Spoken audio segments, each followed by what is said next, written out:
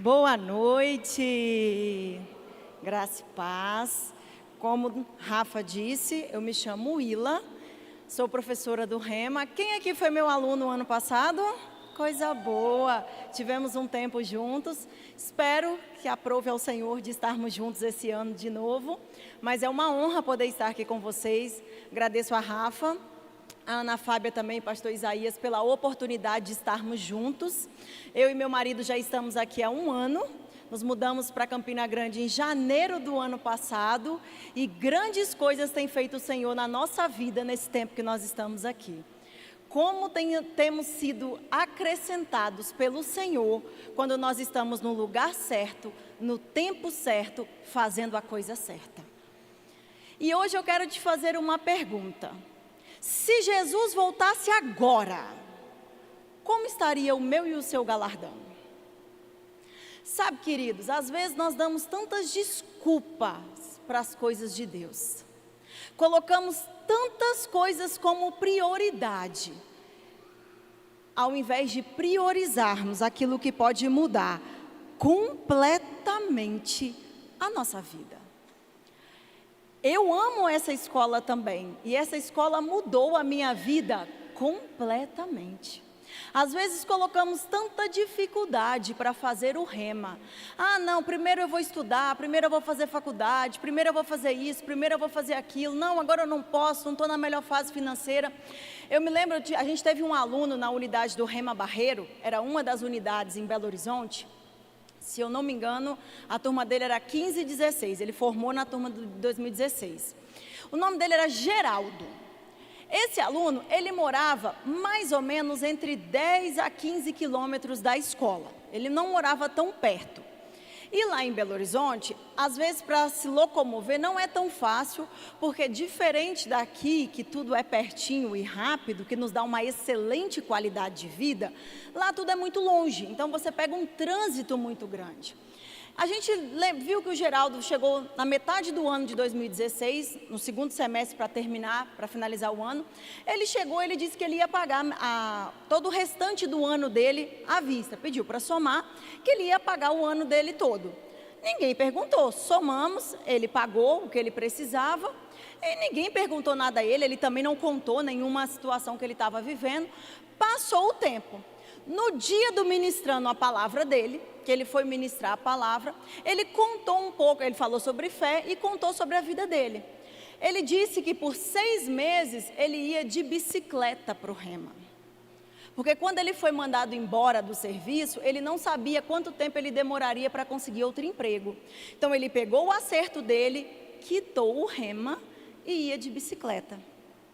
Só que você pode estar pensando assim, não, Willa, tranquilo, ele foi de bicicleta.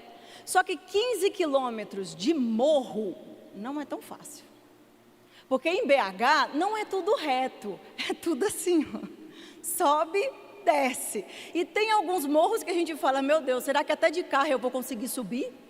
Quanto mais de bicicleta.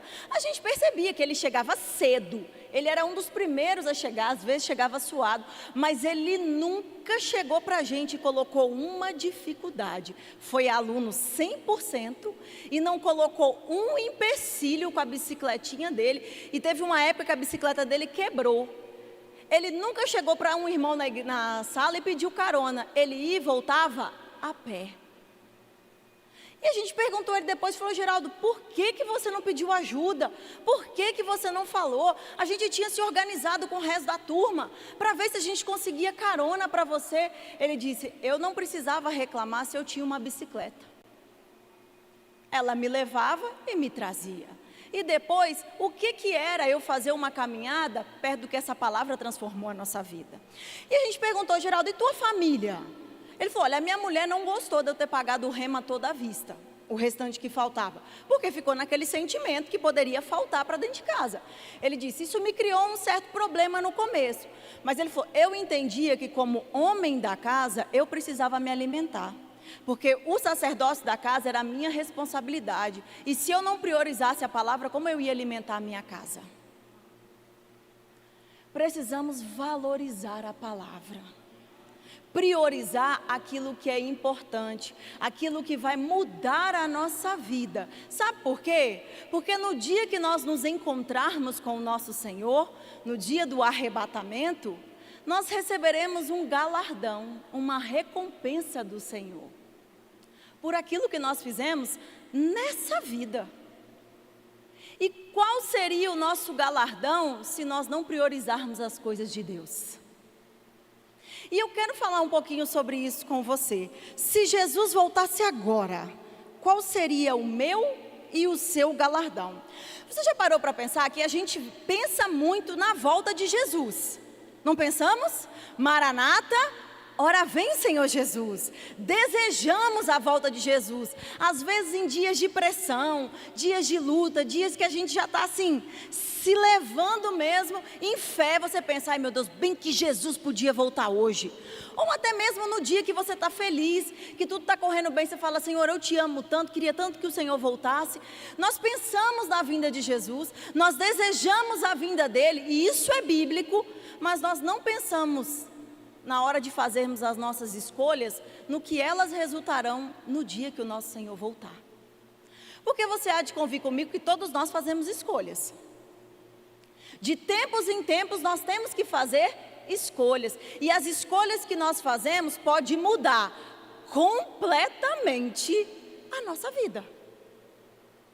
E aquilo que nós vamos receber do Senhor, o nosso galardão.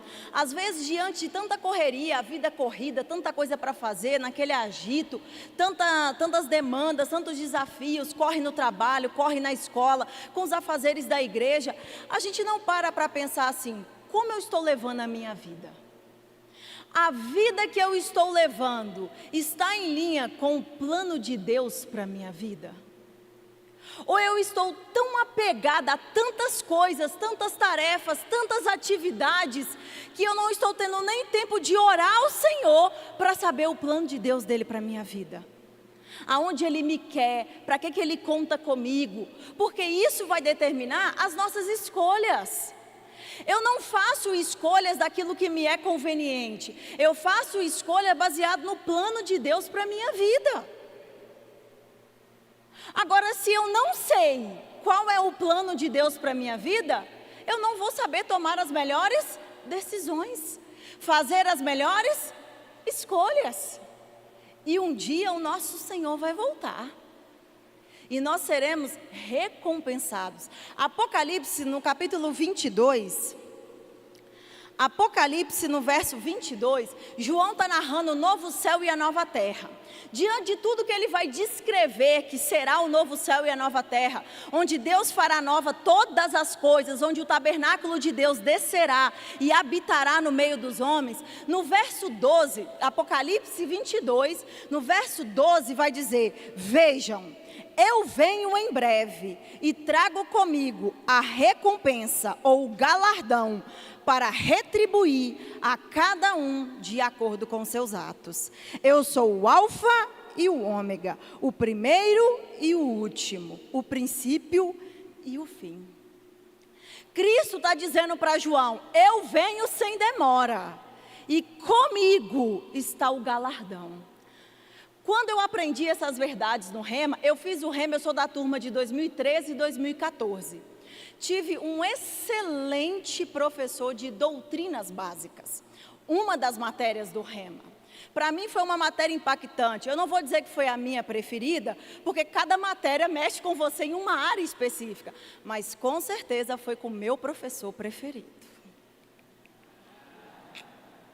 Foi com o meu marido. Na época ele não era meu marido, mas foi uma matéria incrível. Quando eu fui entender um pouco mais sobre isso, sobre o Senhor nos galardoar pelas nossas obras, sobre o que eu faço na minha vida hoje, vai refletir na minha eternidade, no meu galardão, eu fiquei 3 dias sem dormir. Porque eu fiquei me organizando como eu estava vivendo a minha vida. Como eu perdi tanto tempo buscando tantas coisas fúteis, ao invés de buscar a vontade de Deus para a minha vida. Aquilo me impactou tanto, que me fez entender que eu não podia viver a minha vida de qualquer maneira. que eu ia fazer a minha vida aqui valer a pena. E me fez entender, não um entendimento intelectual, mas um entendimento rema no coração sobre eternidade. Às vezes a gente está tão corrido com aqui e agora, que a gente esquece que a vida aqui não se limita só a esse espaço de tempo que a gente está vivendo. A gente está com tantas coisas para fazer agora, que a gente se esquece que a gente ainda temos, que nós teremos uma eternidade. E o nosso galardão lá será resultado das nossas obras aqui. Jesus vai nos recompensar. Quando a Bíblia fala de galardão, a palavra grega para galardão é a palavra mistos, que não é o misto que a gente come de lanche. Mas a palavra significa valor pago pelo trabalho, salário, pagamento, recompensa. Uma recompensa usada do fruto natural do trabalho árduo e esforçado. Recompensas que Deus dá ou dará pelas boas obras e pelo esforço.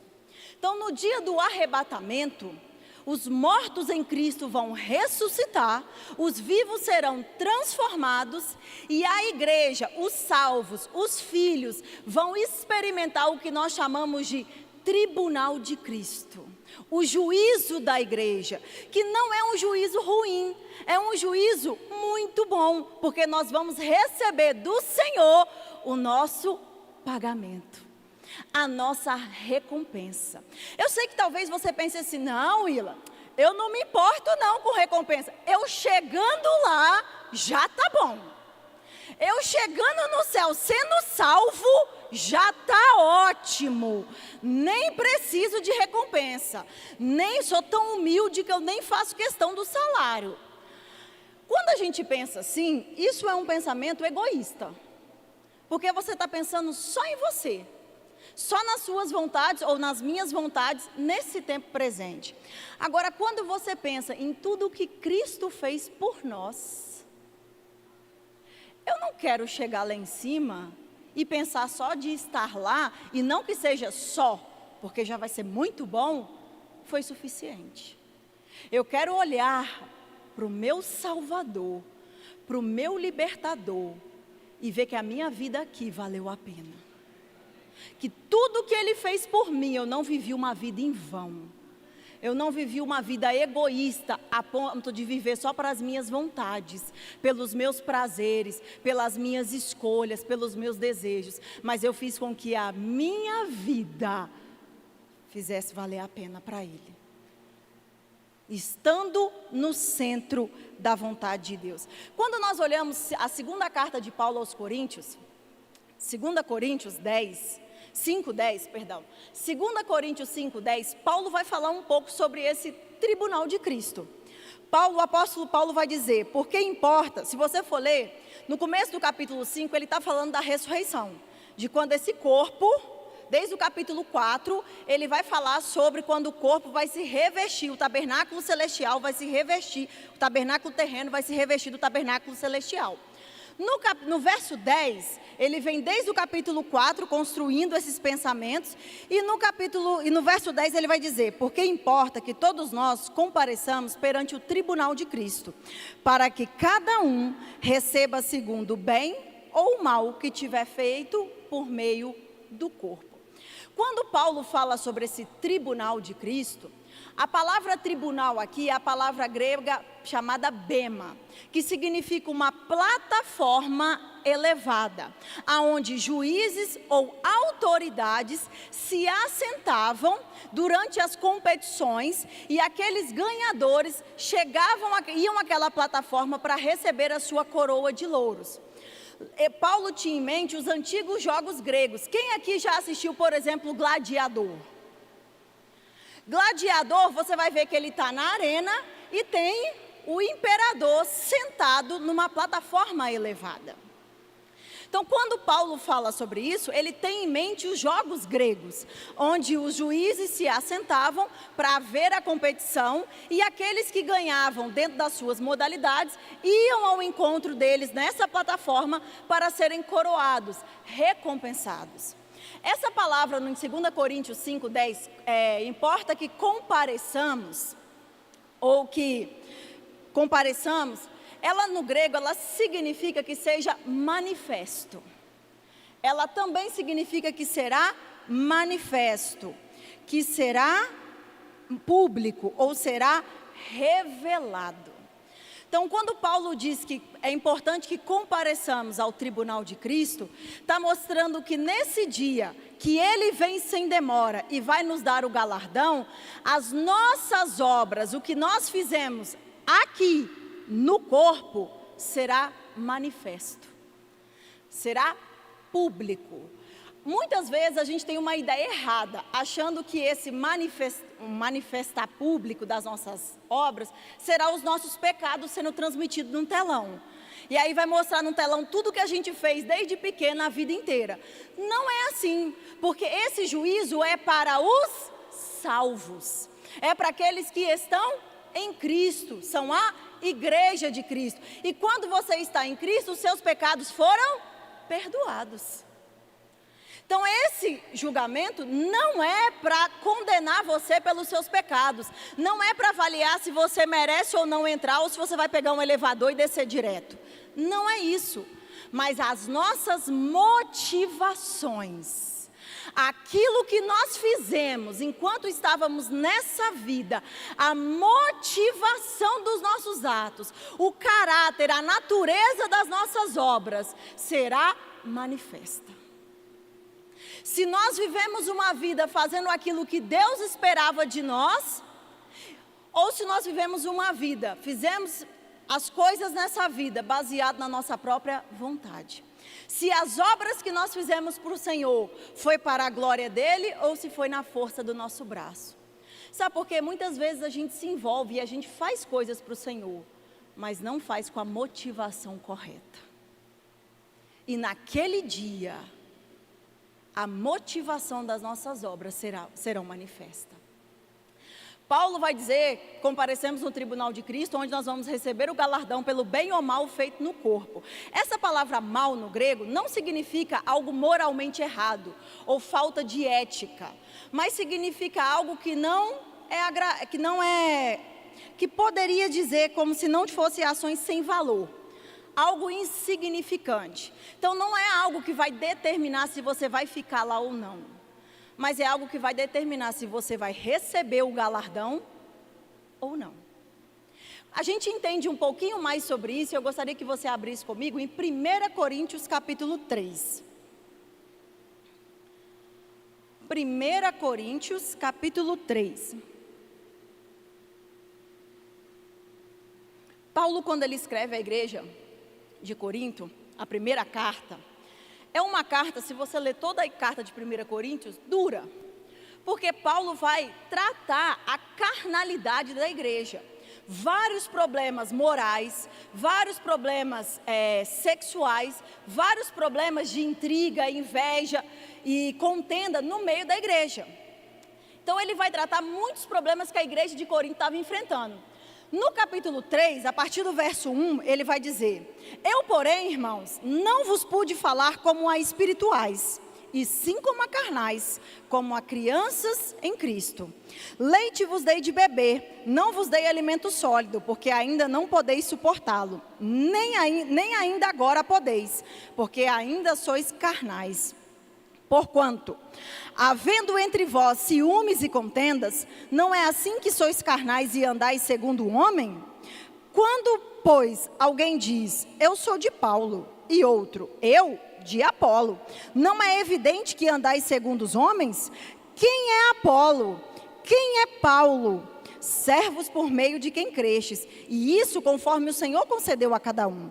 Eu plantei, Apolo regou, mas o crescimento veio de Deus, de modo que nem o que planta é alguma coisa, nem o que rega, mas Deus que dá o crescimento.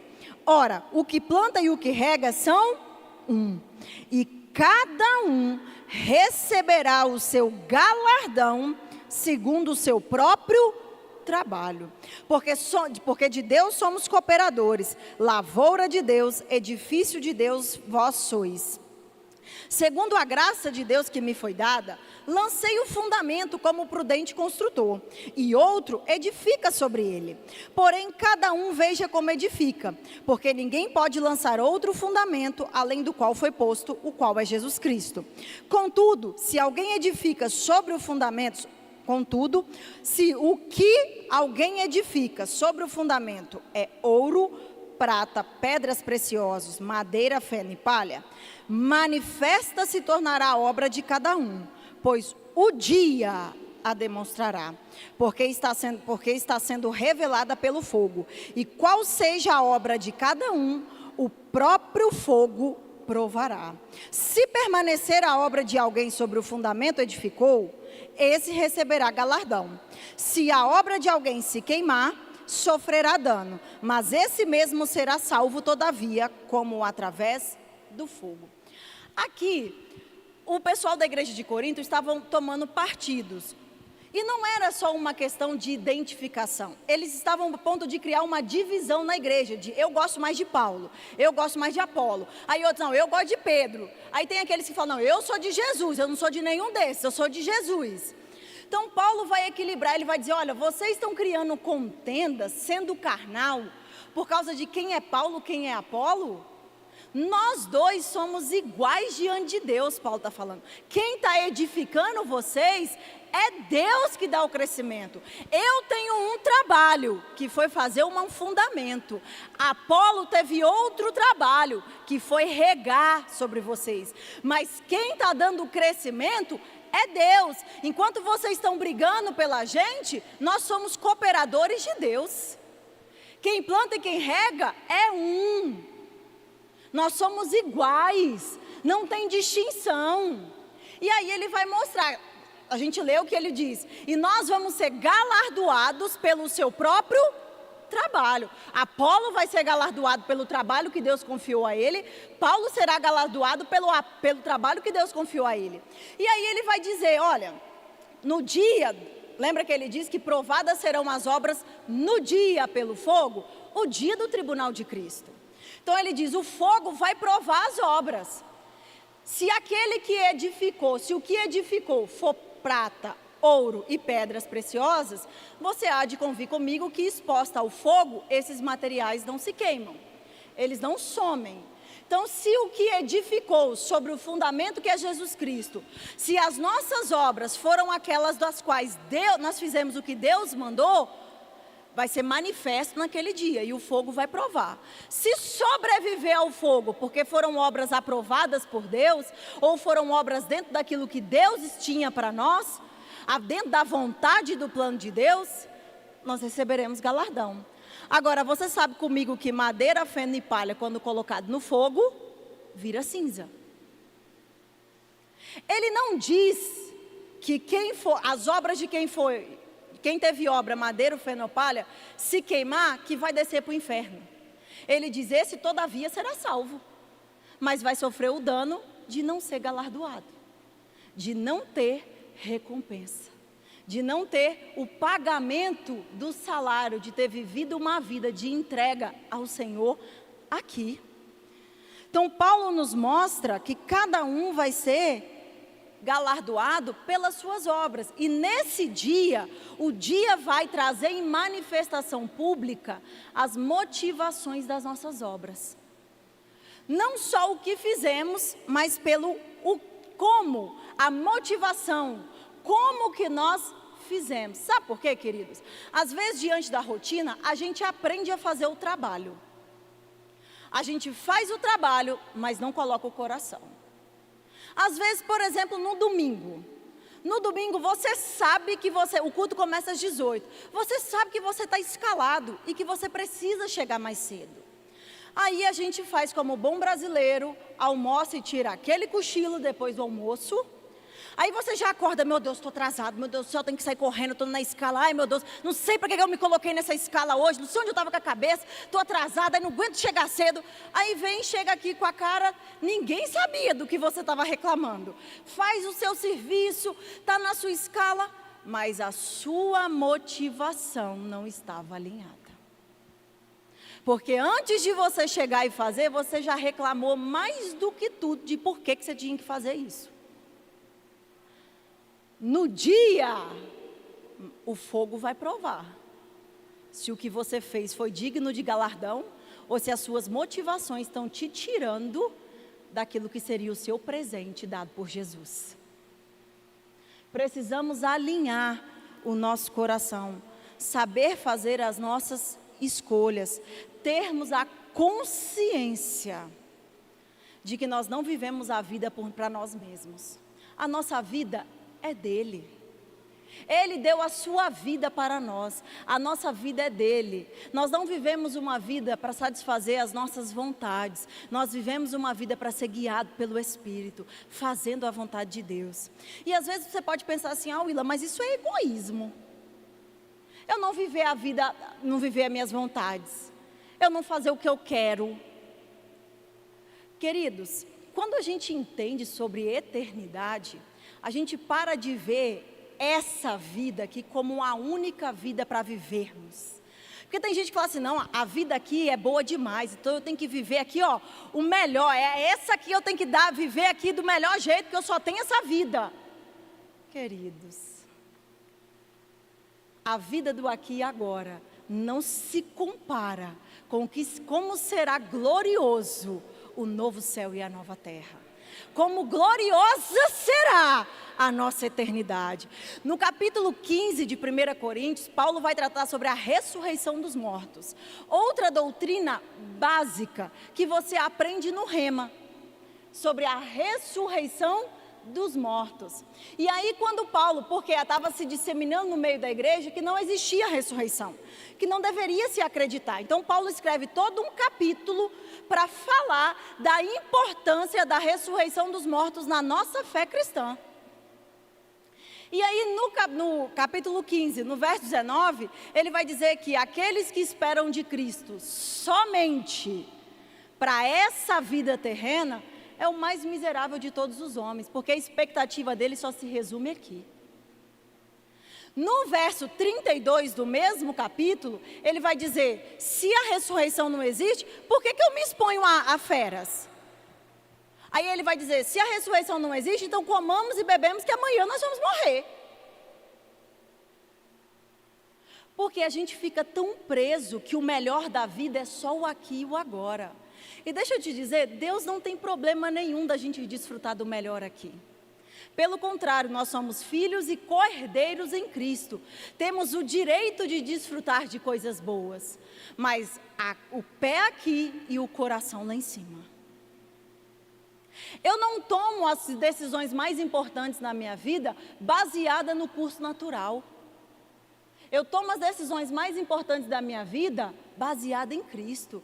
E eu abrir mão das minhas vontades não é egoísmo. Não estou deixando de viver o melhor. Pelo contrário, eu estou dando passos largos para quando chegar a melhor fase da minha vida, que é o dia que nós vamos nos encontrar com o nosso Senhor. O dia que nós seremos galardoados.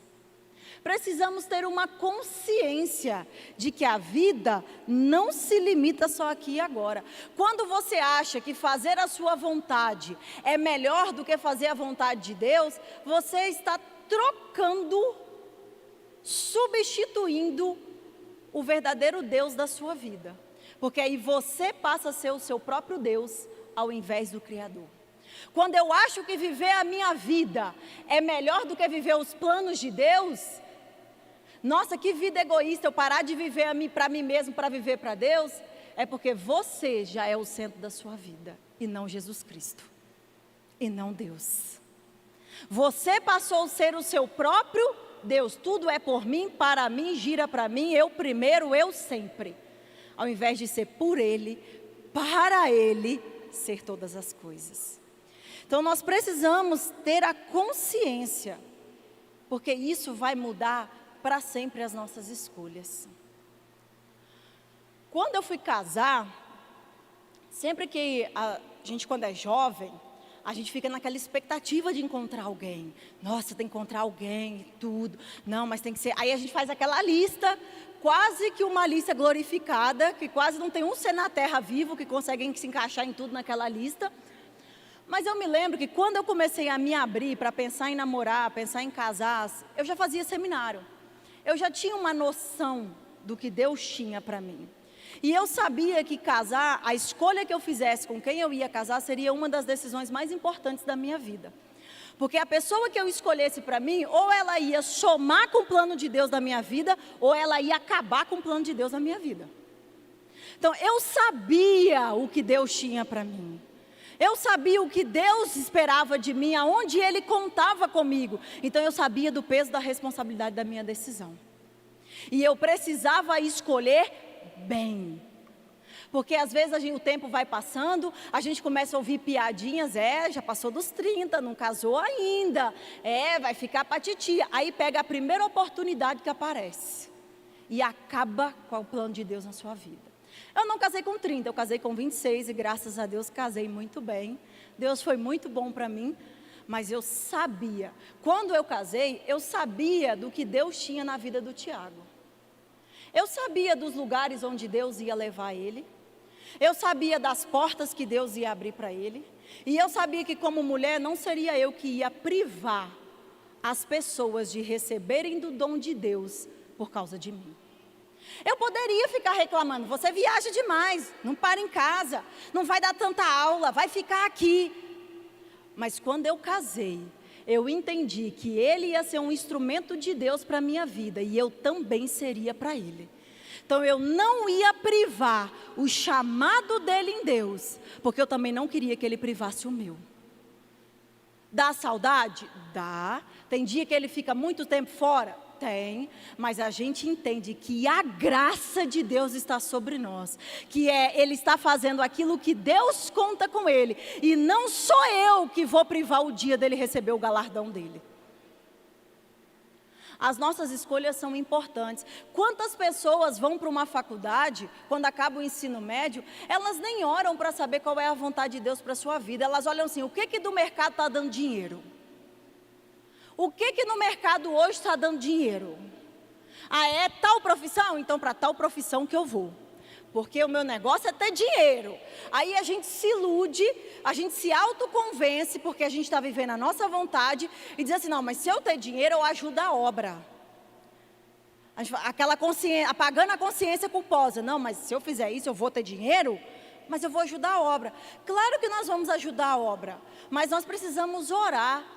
E saber, Senhor, essa profissão aqui vai contribuir com o plano de Deus para a minha vida? Aqui aonde eu entrar, vai contribuir para aquilo que o Senhor tem para mim? Sabe por quê, queridos? Nem todos foram chamados para ser pastores, para ser mestre, para ser profeta, para ser evangelista.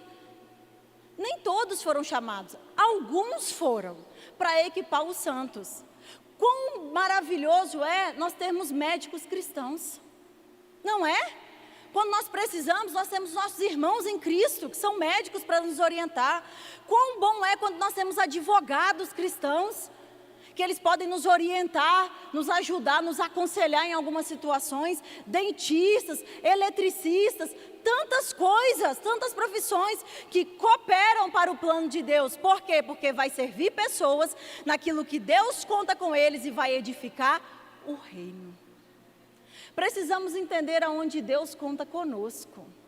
Sabe, eu já tive que ouvir muitas vezes dos meus familiares, teologia dá dinheiro? Você vai fazer teologia? Mas teologia dá dinheiro? Sua prima é médica, seu primo é advogado, sua outra prima é isso, seu outro primo é aquilo. E você faz teologia? E eu me lembrava de Paulo falando, o homem natural não discerne as coisas espirituais. Eu não vou fazer aquilo que me dá dinheiro, embora seja lícito você ter uma profissão. Mas eu vou fazer aquilo que Deus conta comigo. Porque eu já vi muita gente ter diploma que dá muito dinheiro e a pessoa ser deprimida e ser insatisfeita com a vida. Não ser realizada. Tem um diploma, tem uma profissão que pode trazer muito dinheiro, mas não é feliz, não tem paz, não tem realização plena. Porque a nossa realização está em estar no lugar certo, fazendo o plano de Deus acontecer. Porque tudo que nós escolhermos para a nossa vida vai ter desafios. Não vai ser fácil. Vai ter os seus desafios que vão tentar nos desanimar a parar. a retroceder, a dizer, não, vou deixar isso para lá, não quero saber disso, não preciso disso. Mas quando você lembra, é aqui que Deus conta comigo. Eu estou fazendo aquilo que Deus me chamou para fazer. É aqui que Deus me colocou. É aqui que eu vou frutificar. E eu vou ser galardoada por isso. Eu vou ser recompensada por isso. Precisamos entender aonde Deus espera de nós. Aonde Deus nos quer. Orarmos, sermos guiados pelo Espírito Santo antes de tomar as nossas decisões de qual faculdade escolher, qual profissão seguir, com quem nós vamos casar, qual é o curso da nossa vida. Sabe, querido, tem pessoas que colocam todo o seu valor num diploma, como se fosse um diploma que determinasse quem é alguém importante e quem não é, quem tem valor e quem não tem. Deus deseja que você cresça no conhecimento, que você faça uma boa faculdade para você ser luz aonde você estiver. Mas o nosso valor não está na faculdade que a gente fez, não está no diploma que nós temos, está em ser filho de Deus, uma nova criatura. É isso que nos dá dignidade, é isso que mudou o nosso caráter e mudou completamente a nossa vida. E é por isso que nós seguimos o plano de Deus, para recebermos o nosso galardão. Não se trata da minha carreira, não se trata de seguir a moda do momento, não se trata de os meus projetos pessoais, se trata de cumprir aquilo que Ele designou para mim, de viver uma vida que agrade a Ele, que faça Ele conhecido. Deus não tem problema de realizar os desejos do seu coração nesse processo.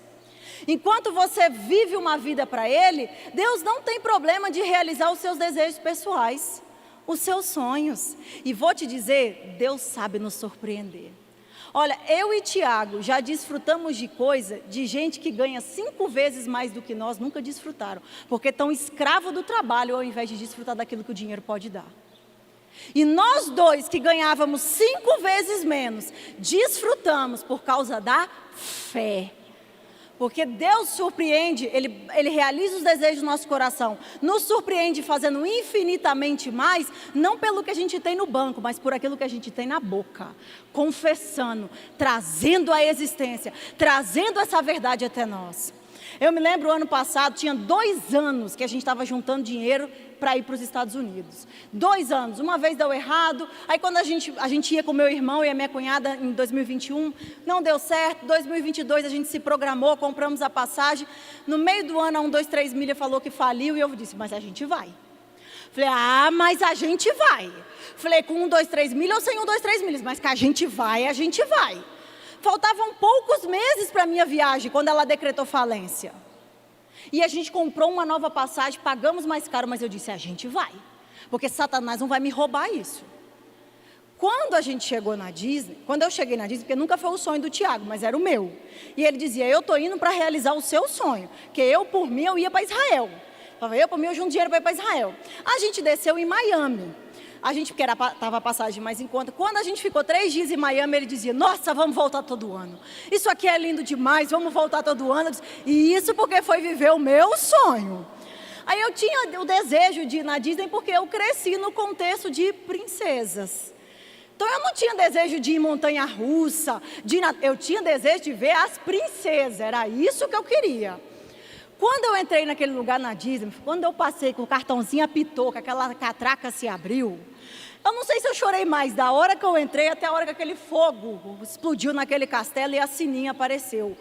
Porque eu me lembrei da Willa, criança, que ficava na frente de uma televisãozinha pequenininha, numa cidade de 10 mil habitantes, sonhando em um dia ir para a Disney. Só que para mim era um sonho quase impossível, da realidade que eu vivia na minha cidade do interior. Eu não era filha única, minha mãe tem 2 meninos, eu tenho 2 irmãos gêmeos. Então ela não podia realizar um sonho meu e deixar 2 meninos descuidados. Quando eu entrei lá, eu dizia, Senhor, obrigado, porque o Senhor faz infinitamente mais. Obrigado, porque o Senhor realiza os desejos do nosso coração. Quando a gente se coloca no lugar do Senhor, no centro da vontade de Deus, o Senhor realiza os desejos do nosso coração. Eu falo que ir para a Disney foi o 3º evento mais emocionante da minha vida. Primeiro foi quando eu nasci de novo. Segundo Tiago Freitas, foi quando eu casei, que eu tenho que lembrá-lo, porque às vezes ele diz que o segundo melhor momento da vida dele foi quando o Atlético Mineiro foi campeão da Libertadores em 2013. Aí eu falei, esse homem perdeu o medo do arrebatamento precoce dele. Então eu tenho que lembrar que o segundo melhor momento da minha vida e da dele foi quando a gente casou.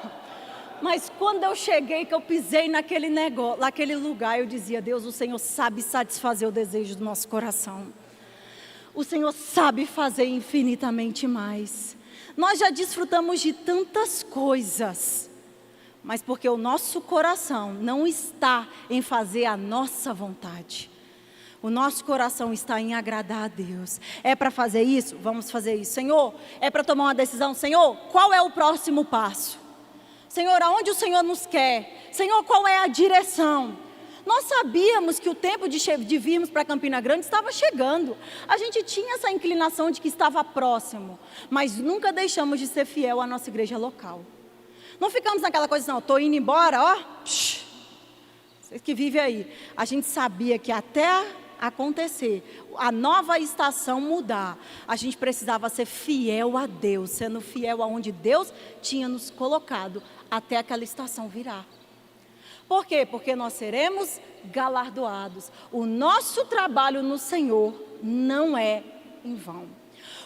Quando a Bíblia fala, a Bíblia traz algumas coisas que são dignas de galardão, de recompensa. A Bíblia diz que uma vida piedosa também tem galardão.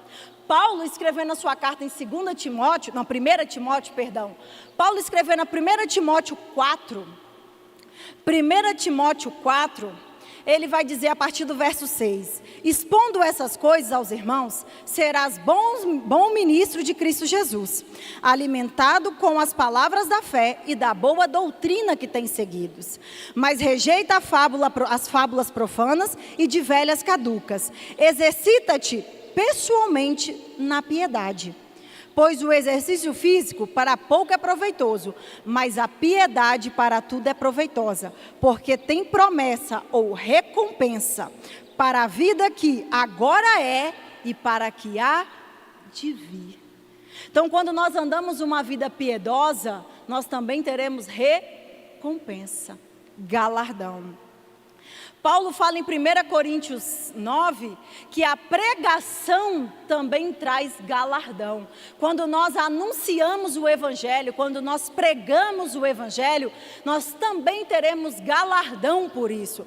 1 Coríntios 9, no verso 16 e 17, ele diz, se anuncio o Evangelho, não tenho do que me gloriar, pois sobre mim pesa essa obrigação, porque ai de mim se não pregar o Evangelho. Se faço de livre vontade, tenho galardão. Mas se constrangido, é então a responsabilidade de dispenseiro que me está confiado. Então, quando eu e você pregamos o Evangelho, nós estamos construindo o nosso galardão. Teremos galardão. Aquilo que nós fazemos uns pelos outros também traz galardão. Se você olhar comigo, Lucas 14, Jesus vai contar a história, ele vai contar uma parábola. Ele vai dizer, olha, quando você for convidado para um casamento, não procura chegar e sentar nos primeiros lugares. Para quando aquele que te convidou chegar, falar, não, olha, tem outro aqui que é mais importante que você. Você poderia dar o lugar para essa pessoa e você ficar envergonhado de sentar lá atrás. Aí Jesus diz, quando você chegar num casamento, senta nos últimos lugares. Para quando aquele que te convidou te ver, falar, não, meu amigo, por que você está aí atrás? Senta aqui na frente. E você ser honrado. E aí ele vai dizer a partir do verso 12, quando vocês forem dar um banquete, não convide famílias, amigos e ricos que podem te recompensar, mas procurem os pobres, os coxos e os aleijados, que não têm aonde te recompensar, porque a tua recompensa virá na ressurreição dos mortos. Jesus não está dizendo que você não pode festejar em família, mas ele está dizendo que aquilo que nós fazemos uns pelos outros, quando eu faço por aquelas pessoas que nada pode me dar em troca, eu estou plantando no meu galardão. Porque se eu faço só por quem pode me oferecer algo, muitas vezes pode ser que nem seja com a motivação correta, eu posso fazer até por barganha.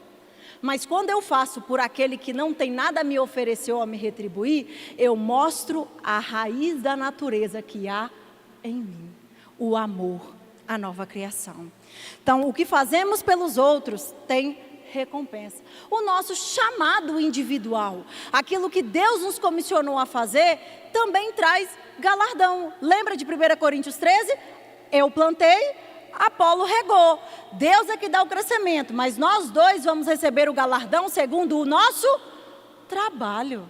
E Paulo entendia muito bem isso. Quando ele fala em Atos, capítulo 20, verso 24, uma frase que a gente conhece muito e usa muitas vezes: em nada tenho eu a minha vida como preciosa, contando que eu cumpra o ministério que recebi do Senhor Jesus.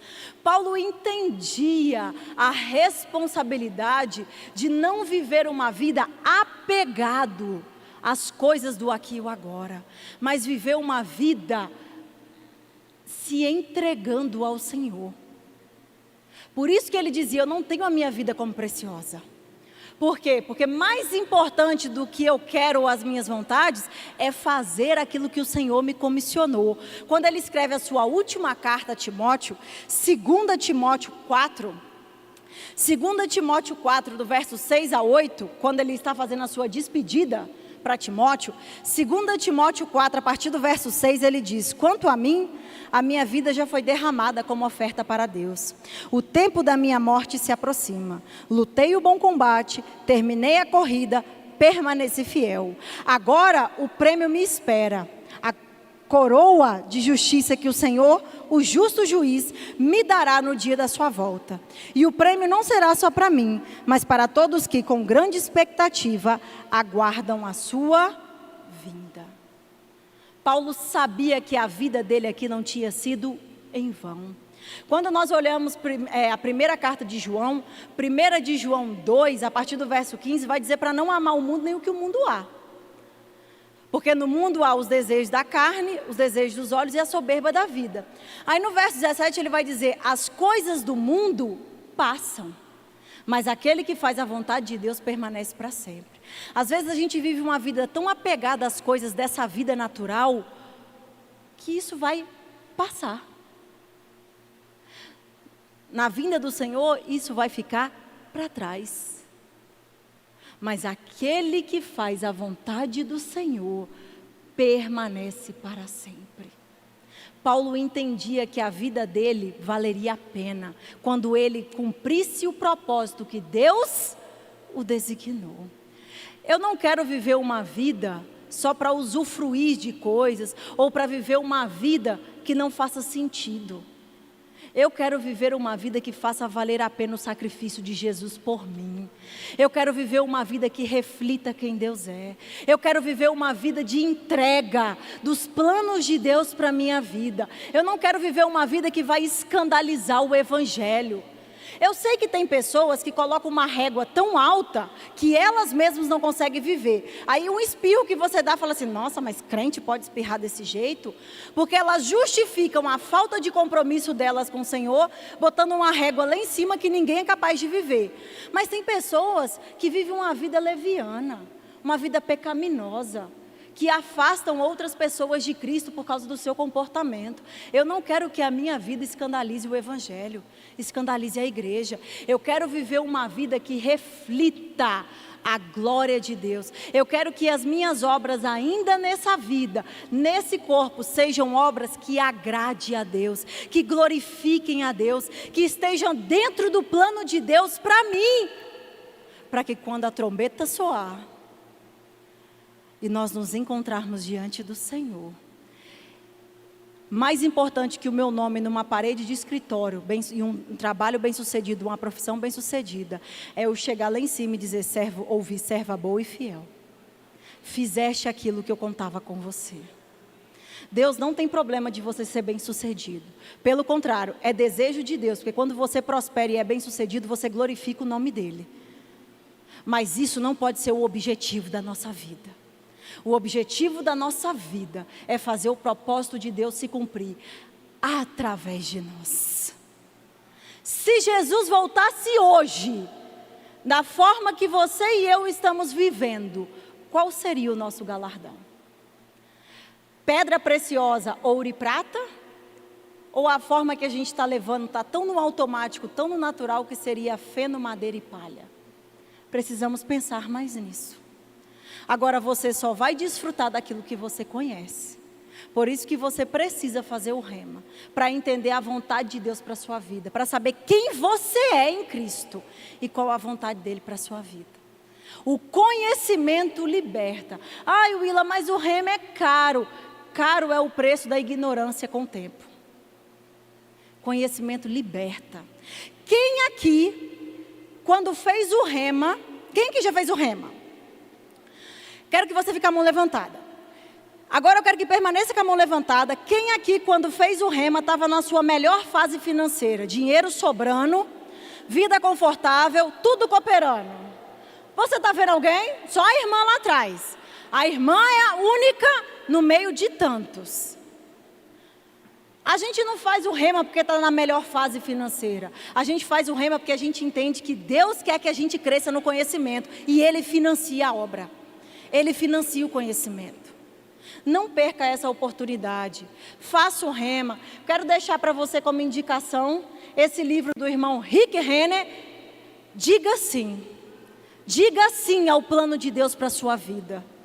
Diga sim que você vai corresponder com aquilo que Deus tem para você.